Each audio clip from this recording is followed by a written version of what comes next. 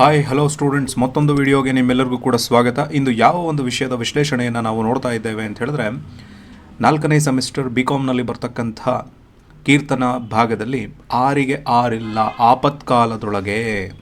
Bengaluru city university 4ನೇ semester BComನಲ್ಲಿ ಬರ್ತಕ್ಕಂತಹ ಕೀರ್ತನಾ ಭಾಗದಲ್ಲಿ ಆರಿಗೆ ಆರಿಲ್ಲ ಆಪತ್ಕಾಲದೊಳಗೆ ಅಂತಕ್ಕಂಥ ಒಂದು ಕೀರ್ತನೆಯ ವಿಶ್ಲೇಷಣೆಯನ್ನು ಇವಾಗ ನಾವು ನೋಡ್ತಾ ಹೋಗೋಣ. ಅದಕ್ಕೂ ಮೊದಲು ಈ ಒಂದು ಕೀರ್ತನೆಯನ್ನು ರಚನೆ ಮಾಡಿರ್ತಕ್ಕಂಥವ್ರು ಯಾರು ಅಂತ ಹೇಳಿದ್ರೆ ಕನಕದಾಸರು. ಲಾಸ್ಟ್ ತರಗತಿಯಲ್ಲೇ ಕನಕದಾಸರ ಬಗ್ಗೆ ಒಂದೆರಡು ಲೈನನ್ನು ಹೇಳಿದ್ದೆ.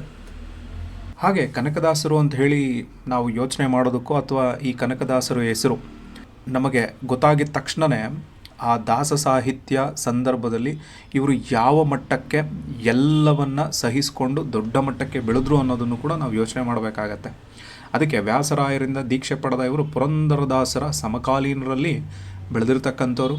ಹಾಗೆ ಇವರು ಕೀರ್ತನೆಗಳನ್ನು ರಚಿಸಬೇಕಾದಾಗ ಕೊನೆಯಲ್ಲಿ ಬರ್ತಕ್ಕಂಥ ಅಂಕಿತನಾಮ ಏನು ಅಂತ ಹೇಳಿದ್ರೆ, ಕಾಗಿನೆಲೆಯ ಆದಿಕೇಶವನನ್ನು ಆರಾಧ್ಯವಾಗಿ ಇಟ್ಕೊಂಡಿರೋದ್ರ ಜೊತೆಗೆ ಅದನ್ನೇ ಅಂಕಿತನಾಮವಾಗಿಯೂ ಕೂಡ ಅವರು ಬಳಸ್ಕೊಳ್ತಾ ಹೋಗ್ತಾಯಿದ್ರು. ಇವರು ಒಂದು ಕಡೆ ಕೀರ್ತನೆಗಳನ್ನಾಗಲಿ ಮಂಡಿಗೆಗಳನ್ನಾಗಲಿ ಇವುಗಳನ್ನು ರಚಿಸೋದ್ರ ಜೊತೆಗೆ ಕೆಲವೊಂದಷ್ಟು ಕಾವ್ಯಗಳನ್ನು ಕೂಡ ರಚನೆ ಮಾಡಿದ್ದಾರೆ. ಆ ಕಾವ್ಯಗಳು ಯಾವುದ್ಯಾವುದು ಅಂತ ಹೇಳಿದ್ರೆ ಮೋಹನ ತರಂಗಿಣಿ, ನಳಚರಿತ್ರೆ, ರಾಮಧಾನ್ಯ ಚರಿತ್ರೆ, ಹರಿಭಕ್ತಿ ಸಾರ, ಈ ರೀತಿ. ಅಂದರೆ ಟೋಟಲ್ ಕೀರ್ತನೆಗಳಾಗಲಿ ಅಥವಾ ಇವರ ಕೀರ್ತನೆಗಳಾಗಲಿ ಅಥವಾ ಕಾವ್ಯಗಳಾಗಲಿ ಮುಖ್ಯವಾಗಿ ಏನನ್ನು ತೋರಿಸುತ್ತೆ ಅಂತ ಹೇಳಿದ್ರೆ, ಸಮಾಜ ನಿಂತ ನೀರಾಗಿದೆ, ಅದು ಚಲನೆಗೆ ಒಳಪಡಬೇಕು ಅಥವಾ ಸಮಾಜದಲ್ಲಿರುವ ಅನಿಷ್ಟ ಪದ್ಧತಿಗಳೆಲ್ಲವೂ ಕೂಡ ಹೋಗಬೇಕು ಅನ್ನೋ ಹಿನ್ನೆಲೆಯಲ್ಲೇ ಇವರು ಕೀರ್ತನೆಗಳು ಹಾಗೆ ಕಾವ್ಯಗಳನ್ನು ರಚನೆ ಮಾಡಿದ್ದಾರೆ. ಹಾಗೆ ಒಂದು ಕೀರ್ತನೆಯಲ್ಲಿ ಆರಿಗೆ ಆರಿಲ್ಲ ಆಪತ್ಕಾಲದೊಳಗೆ ಮೊದಲ 2 ಲೈನ್ ಏನು ಹೇಳುತ್ತೆ ಅಂತ ಹೇಳಿದ್ರೆ, ಆರಿಗೆ ಆರು ಇಲ್ಲ ಆಪತ್ಕಾಲದ ಒಳಗೆ ವಾರಿಜಾಕ್ಷನ ನಾಮ ನೆನೆ ಕಂಡೆ ಮನವೇ. ಯಾರಿಗೆ ಯಾರೂ ಕೂಡ ಆಗೋದಿಲ್ಲ. ಎಂತಹ ಸಂದರ್ಭದಲ್ಲಿ ನಮಗೆ ಸಂಕಷ್ಟಗಳು ಬಂದಿರ್ಬೋದು, ವಿಪತ್ತುಗಳು ಬಂದಿರ್ಬೋದು, ಕಷ್ಟದ ಸಮಯಗಳು ಬಂದಿರ್ಬೋದು ಅಂತ ಎಷ್ಟೊಂದು ಹೀನಾಯವಾಗಿರ್ತಕ್ಕಂತಹ ಸಂದರ್ಭಗಳು ನಮ್ಗೆ ಒದಗಿ ಬಂದಾಗ ನಮಗೆ ಯಾರೂ ಕೂಡ ಆಗೋದಿಲ್ಲ. ನಮ್ಮ ಸಂಬಂಧಿಕರಾಗಲಿ, ಅಣ್ಣ ತಮ್ಮಂದರಾಗಲಿ ಅಥವಾ ಬೇರೆ ಇನ್ಯಾರ್ಯಾರು ನಾವು ಅಂದ್ಕೊಳ್ತಾ ಹೋಗ್ತೀವೋ ಅವ್ರು ಯಾರೂ ಕೂಡ ನಮಗೆ ಆಗೋದಿಲ್ಲ. ವಾರಿಜಾಕ್ಷ ಅಂತ ಹೇಳಿದ್ರೆ ಕಮಲದ ಕಣ್ಣುಳ್ಳವನು ಯಾವನು ಅಂತ ಹೇಳಿದ್ರೆ ವಿಷ್ಣು. ಆ ವಿಷ್ಣುವನ್ನು ಮನದಲ್ಲಿ ನಾವು ನೆನೆಸ್ಕೊಂಡ್ರೆ, ಆ ವಿಷ್ಣುವಿನ ಹೆಸರನ್ನು ಅಥವಾ ಅವನ ನಾಮವನ್ನು ನೆನೆಸ್ಕೊಂಡ್ರೆ ನಮಗೆ ಬಂದಿರತಕ್ಕಂತಹ ಕಷ್ಟಗಳಾಗಲಿ, ವಿಪತ್ತುಗಳಾಗಲಿ, ಕಷ್ಟದ ಸಮಯಗಳಾಗಲಿ ಯಾರೂ ಆಗಲಿಲ್ಲ ಅಂತ ಹೇಳಿದ್ರೆ ಕೊನೆಗೆ ಆ ವಿಷ್ಣುವಿನ ನಾಮವೂ ಕೂಡ ನಮಗೇನು ಮಾಡುತ್ತೆ, ಒಳ್ಳೆಯದನ್ನು ಮಾಡುತ್ತೆ, ಆ ವಿಪತ್ತಿನಿಂದ ನಮ್ಮನ್ನು ಹೊರಗೆ ತರುತ್ತೆ ಅನ್ನೋ ಹಿನ್ನೆಲೆಯಲ್ಲಿ ಮೊದಲ 2 ಲೈನನ್ನು ಅರ್ಥ ಮಾಡ್ಕೊಳ್ಬೋದು. ಹಸಿದು ಬಳಲುವಾಗ, ಹಾಗೆ ಕೈಗೆ ಸಿಲುಕಿದಾಗ, ದೆಸೆಗೆಟ್ಟು ಅಧಿಕ ವ್ಯಾಧಿಯಲ್ಲಿ ಇರುವಾಗ, ಅಸಮಾನನಾದಾಗ, ಅತಿಭೀತಿಗೊಂಡಾಗ, ಬಿಸಜನಾಭನ ನಾಮ ನೆನೆ ಕಂಡೆ ಮನವೇ ಅಂತ ಹೇಳಿದ್ರೆ, ಇದು ನಾವು ಯಾವ್ಯಾವ ಸಂದರ್ಭದಲ್ಲಿ ನಾವು ಯಾರನ್ನು ನೆನಪು ಮಾಡ್ಕೊಳ್ಬೇಕು, ಯಾರೂ ಕೂಡ ನಮಗಾಗಲ್ಲ ಅಂತ ಹೇಳಿದಾಗ ಕೊನೆಯದಾಗಾದರೂ ಆ ದೇವರು ನಮ್ಮ ಕೈ ಬಿಡೋದಿಲ್ಲ ಅಂಥವನನ್ನು ನಾವು ಯಾವ ಸಂದರ್ಭದಲ್ಲಿ ನೆನಪು ಮಾಡ್ಕೊಳ್ಬೇಕು ಅನ್ನೋದನ್ನು ಹೇಳ್ತಾ ಹೋಗ್ತೀರ. ಹಸಿದು ಬಳಲಿದಾಗ ನಮಗೆ ಆಹಾರ ಅನ್ನೋದು ಸಿಕ್ಕಿಲ್ಲ ಅಂತ ಹೇಳಿದಾಗ ಆಯಾಸ ಅನ್ನೋದು ಜಾಸ್ತಿ ಆಗ್ತಾ ಹೋಗ್ತಾ ಇರುತ್ತೆ.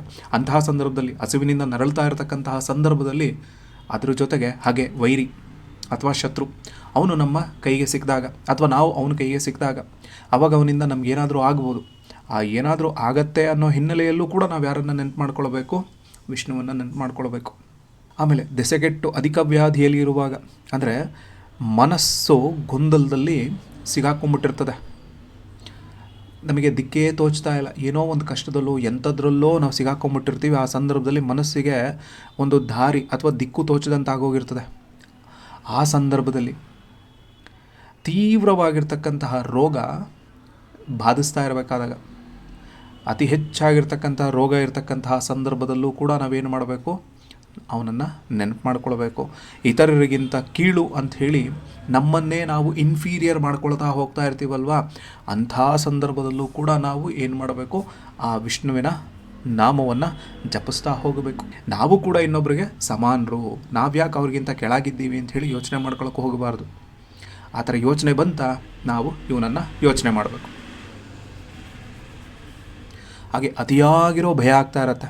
ಯಾವುದೋ ವಿಷಯಕ್ಕೆ ಅತಿಯಾಗಿರ್ತಕ್ಕಂಥ ಭಯ ಅನ್ನೋ ಒಂದು ನಮಗೆ ಹಿಡ್ಕೊಂಬಂದ್ಬಿಟ್ಟಿರತ್ತೆ ಅಥವಾ ಹಿಡ್ಕೊಂಬಿಟ್ಟಿರುತ್ತೆ. ಆ ಭಯದಿಂದ ಹೊರಗಡೆ ಬರೋದಕ್ಕೆ ಆಗ್ತಾ ಇರೋದಿಲ್ಲ.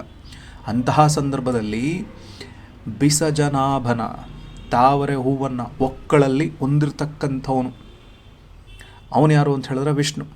ಅವನ ನಾಮವನ್ನು ನಾವು ನೆನೆಸ್ಕೊಂಡ್ಬಿಟ್ರೆ ನಮಗೆ ಬಂದಿರತಕ್ಕಂಥ ಆಪತ್ತು ಅನ್ನೋದು ಕೂಡ ದೂರ ಹೋಗ್ಬಿಡ್ತದೆ. ಯಾವಾಗ ನಾವು ಹಸಿವಿದ್ದಾಗ, ಶತ್ರು ಅನ್ನೋನು ಸಿಕ್ಕಿದಾಗ, ನಮಗೆ ದಿಕ್ಕೇ ತೋಚ್ತಿಲ್ಲ ಅಂದಾಗ, ರೋಗ ಇದ್ದಾಗ, ನಮ್ಮನ್ನು ನಾವು ಇನ್ಫೀರಿಯರ್ ಮಾಡ್ಕೊಂಡಿದ್ದಾಗ, ಅತೀ ಭಯವನ್ನು ಪಡಬೇಕಾದಾಗ ಇವನ ನಾಮವನ್ನು ನಾವು ನೆನೆದ್ರೆ ಮನಸ್ಸಿಗೆ ಒಂದು ನೆಮ್ಮದಿ ಅನ್ನೋದು ಸಿಗತ್ತೆ. ಈ ಕಷ್ಟಗಳೆಲ್ಲವೂ ಕೂಡ ದೂರ ಆಗೋಗ್ತವೆ ಅನ್ನೋದನ್ನು ಹೇಳ್ತಾರೆ. ಸಾಲದವರು ಎಳೆವಾಗ ಚಾಡಿ ಮಾತಿಗೆ ಭೂಪ ಗುಳಿಸುತ್ತ ಕೋಪವನ್ನು ತೋರಿದಾಗ ಮೇಲು ತಾನರಿಯದೆಯ ನಿಂದೆ ಒಂದಿರುವಾಗ ನೀಲಮೇಘ ಶ್ಯಾಮನ ನೆನೆ ಖಂಡ್ಯ ಮನವೇ. ಈಗ ನಮಗೆ ತುಂಬ ಲೈಫಲ್ಲಿ ತುಂಬ ಚೆನ್ನಾಗಿರಬೇಕು ಅಥವಾ ನಾವೇನೋ ಆಸೆ ಪಟ್ಟಿದ್ದನ್ನು ತೆಗೆದುಕೋಬೇಕು ಅಂತ ಹೇಳಿದಾಗ ನಮ್ಮ ಹತ್ರ ಹಣ ಇರೋದಿಲ್ಲ. ಅವಾಗ ನಾವೇನು ಮಾಡ್ತೀವಿ? ಸಾಲವನ್ನು ಮಾಡ್ತೀವಿ. ಆ ಸಾಲವನ್ನು ತಗೊಂಡ ಮೇಲೆ ಅದೇ ಪ್ರಕಾರವಾಗಿ ನಾವೇನು ಮಾಡಬೇಕಾಗತ್ತೆ? ತೀರಿಸ್ಬೇಕಾಗತ್ತೆ. ಬಟ್ ಆ ಸಾಲವನ್ನು ತೀರಿಸದೆ ತುಂಬ ಟೈಮನ್ನು ತೆಗೆದುಕೊಂಡಾಗ ಆ ಸಾಲದವನು ನಮಗೆ ಬಂದು ಹೀಯಾಳಿಸ್ತಾ ಹೋಗ್ತಾನೆ, ನಮ್ಮ ಮಾನ ಮರ್ಯಾದೆಯನ್ನು ತೆಗಿತಾ ಹೋಗ್ತಾನೆ. ಅಂತಹ ಸಂದರ್ಭದಲ್ಲಿ ನಾವು ನೀಲಮೇಘ ಶ್ಯಾಮನನ್ನು ನೆನಪು ಮಾಡ್ಕೊಳ್ಬೇಕು. ಬೇರೆಯವರ ಮಾತನ್ನು ಕೇಳಿಸ್ಕೊಂಡು ಅಥವಾ ಚಾಡಿ ಮಾತು ಅಂತ ಹೇಳಿ ಕರಿತೀವಲ್ವ, ಆ ಕೋಪ ಅಥವಾ ಚಾಡಿ ಮಾತನ್ನು ಕೇಳಿಕೊಂಡು ಬೇರೆಯವರಿಂದ ಅದನ್ನು ಹೊರ ಹಾಕ್ತಾ ಇರ್ತಕ್ಕಂತಹ ಸಂದರ್ಭದಲ್ಲಿ ಅಥವಾ ರಾಜನಾಗಿದ್ದಾಗ ಅವನೇನು ಮಾಡಬೇಕು? ಆ ಕೋಪವನ್ನು, ಚಾಡಿ ಮಾತನ್ನು ಕೇಳಿಕೊಂಡಿರ್ತಕ್ಕಂತಹ ಸಂದರ್ಭದಲ್ಲಿ ನಮಗೇನಾಗತ್ತೆ? ಅತಿಯಾಗಿರ್ತಕ್ಕಂತಹ ಕೋಪ ಬರುತ್ತೆ. ಆ ಕೋಪವನ್ನು ಹೊರ ಹಾಕಬೇಕು. ಆಮೇಲೆ ರಾಜನಿಗೂ ಕೂಡ ಕೋಪ ಅನ್ನೋದು ಬಂದೇ ಬರುತ್ತೆ. ಅದನ್ನು ಕೂಡ ಅವನೇನು ಮಾಡ್ತಾನೆ? ಹೊರ ಹಾಕ್ತಾ ಹೋಗ್ತಾ ಇರ್ತಾನೆ. ಆ ಸಂದರ್ಭದಲ್ಲಿ ಅಂದರೆ ಯಾರೋ ಮಾಡಿರ್ತಕ್ಕಂಥ ತಪ್ಪಿಗೆ ಇನ್ನೊಬ್ಬನಿಗೆ ಶಿಕ್ಷೆಯನ್ನು ವಿಧಿಸ್ತಾ ಇರ್ತಕ್ಕಂತಹ ಸಂದರ್ಭದಲ್ಲಿ.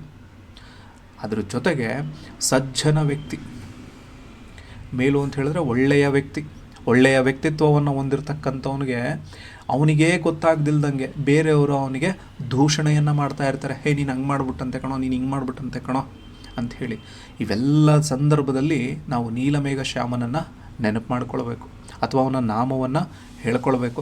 ಆ ನಾಮವನ್ನು ಹೇಳ್ಕೊಳ್ತೀವಿ ಅಂತ ಹೇಳಿದ್ರೆ ಮನಸ್ಸಿಗೆ ಹಿತ ಅನ್ನೋದು, ನೆಮ್ಮದಿ ಅನ್ನೋದು ದೊರಕ್ತಾ ಹೋಗುತ್ತೆ. ಎಂತೆಂಥ ಸಂದರ್ಭದಲ್ಲಿ ಅವನನ್ನು ನಾವು ನೆನಪು ಮಾಡ್ಕೊಳ್ಬೇಕು ಅಂತ ಹೇಳಿದ್ರೆ, ಸಾಲದವರು ಎದುರಾದಾಗ, ಚಾಡಿ ಮಾತಿನಿಂದ ರಾಜಕೋಪ ಮಾಡಿಕೊಂಡಾಗ, ಒಳ್ಳೆಯ ವ್ಯಕ್ತಿಗೆ ನಿಂದೆ ಅನ್ನೋದು ಬಂದಾಗ, ಎಲ್ಲ ಸಂದರ್ಭದಲ್ಲೂ ಯಾರನ್ನು ನಾವು ನೆನಪು ಮಾಡ್ಕೊಳ್ಬೇಕು? ವಿಷ್ಣುವನ್ನು ನೆನಪು ಮಾಡಿಕೊಳ್ಬೇಕು. ಪಂಥದಲ್ಲಿ ಇರುವಾಗ, ಪದವಿ ತಪ್ಪಿರುವಾಗ, ದಂತಿ ಮದವೇರಿ ಬೆನ್ನತ್ತಿದಾಗ, ಕಂತುಪಿತ ಕಾಗಿ ನೆಲೆಯಾದಿಕೇಶವನ ನಿಶ್ಚಿಂತೆಯಿಂದಲಿ ನೀನು ನೆನೆ ಕಂಡ್ಯ ಮನವೇ. ನಾವು ಯಾವುದೋ ಒಂದು ಸ್ಪರ್ಧೆಯನ್ನು ಆಡ್ತಾ ಇರ್ತೀವಿ. ಆ ಸ್ಪರ್ಧೆ ಆಡ್ತಾ ಇರಬೇಕಾದಾಗ ನಾನು ಗೆಲ್ತೀನ, ಸೋಲು ಅನ್ನೋದು ನಮಗೆ ನೆಗೆಟಿವ್ ಆಗಿರ್ತಕ್ಕಂತಹ ಮನಸ್ಥಿತಿಯನ್ನು ಪಾಸಿಟಿವ್ ಕಡೆಗೆ ನಾವು ತಿರುಗಿಸ್ಕೊಳ್ಬೇಕು ಅಂತ ಹೇಳಿದಾಗ ಇವನ ನಾಮವನ್ನು ನಾವು ನೆನೆದ ಹೋಗಬೇಕು. ನಮಗೆ ಯಾವುದೋ ಒಂದು ಸ್ಥಾನಮಾನ, ಅಧಿಕಾರ, ಗೌರವ, ಪದವಿಗಳು ದೊರೀತಾ ಇರತಕ್ಕಂತಹ ಸಂದರ್ಭದಲ್ಲಿ ನಮ್ಮ ಕೈ ತಪ್ಪೋಗ್ಬಿಡತ್ತೆ ಯಾವುದೋ ಅನ್ಯ ಕಾರಣಗಳಿಗೋಸ್ಕರ. ಅಂತಹ ಸಂದರ್ಭದಲ್ಲೂ ಕೂಡ ನಾವು ಇವನನ್ನು ನೆನೆಯಬೇಕು. ದಂತಿ ಅಂತ ಹೇಳಿದ್ರೆ ಆನೆಗೆ ಯಾವುದೋ ಒಂದು ಸಂದರ್ಭದಲ್ಲಿ ಮದವೇರ್ಬಿಟ್ಟು ನಮ್ಮನ್ನು ಅಟ್ಟಿಸ್ಕೊಂಡು ಬರ್ತಾ ಇರತಕ್ಕಂತಹ ಸಂದರ್ಭದಲ್ಲಿ ಮನ್ಮಥನ ತಂದೆಯಾಗಿರ್ತಕ್ಕಂತಹ ವಿಷ್ಣುವನ್ನು, ಅದರಲ್ಲೂ ಮುಖ್ಯವಾಗಿ ಕಾಗಿನೆಲೆಯ ಆದಿಕೇಶವನನ್ನು ಯಾವುದೇ ಚಿಂತೆ ಇಟ್ಕೊಳ್ದಲೆ ಅವನನ್ನು ನೆನಿತೀನಿ ಅಂತ ಹೇಳಿದ್ರೆ ನಿನ್ನ ಮನಸ್ಸು ಅಂತಕ್ಕಂಥದ್ದು ಒಂದು ಸಮಾಧಾನದ ಸ್ಥಿತಿಗೆ ಬರುತ್ತೆ.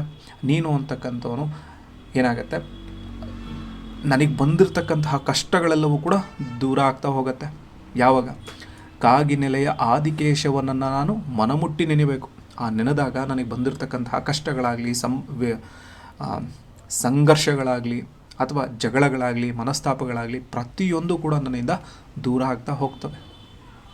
ಅಂದರೆ ಈ ಕೀರ್ತನೆ ಏನು ಹೇಳೋಕೆ ಹೊರಟಿದೆ ಅಂತ ಹೇಳಿದ್ರೆ, ಇಲ್ಲಿ ಮಹಾಮಹಿಮನಾಗಿರ್ತಕ್ಕಂತಹ ವಿಷ್ಣು ನಮಗೆ ಎಲ್ಲ ಸಂದರ್ಭದಲ್ಲೂ ಯಾರೇ ನಮ್ಮನ್ನು ಕೈ ಬಿಟ್ಟರೋ ನಾನು ನಿಮ್ಮ ಕೈ ಬಿಡೋದಿಲ್ಲ, ಬರೀ ನನ್ನ ಹೆಸರನ್ನು ಹೇಳ್ಕೊಳ್ಳೋದ್ರ ಮೂಲಕವಾಗಿ ನಿಮಗೆ ಬಂದಿರತಕ್ಕಂತಹ ಸಮಸ್ಯೆಗಳಿಂದ ದೂರ ಮಾಡ್ಕೊಳ್ಳೋದಕ್ಕೆ ಸಾಧ್ಯತೆ ಇದೆ ಅನ್ನೋದನ್ನು ಕನಕದಾಸರು ಕಾಗಿನೆಲೆಯ ಆದಿಕೇಶವನ ಮೂಲಕವಾಗಿ ಇಲ್ಲಿ ಹೇಳ್ತಾ ಹೋಗ್ತಾ ಇದ್ದಾರೆ. ಐ ಹೋಪ್ ಅರ್ಥ ಆಗಿದೆ ಅಂತ ಹೇಳಿ ಅಂದ್ಕೊಳ್ತೀನಿ. Thank you.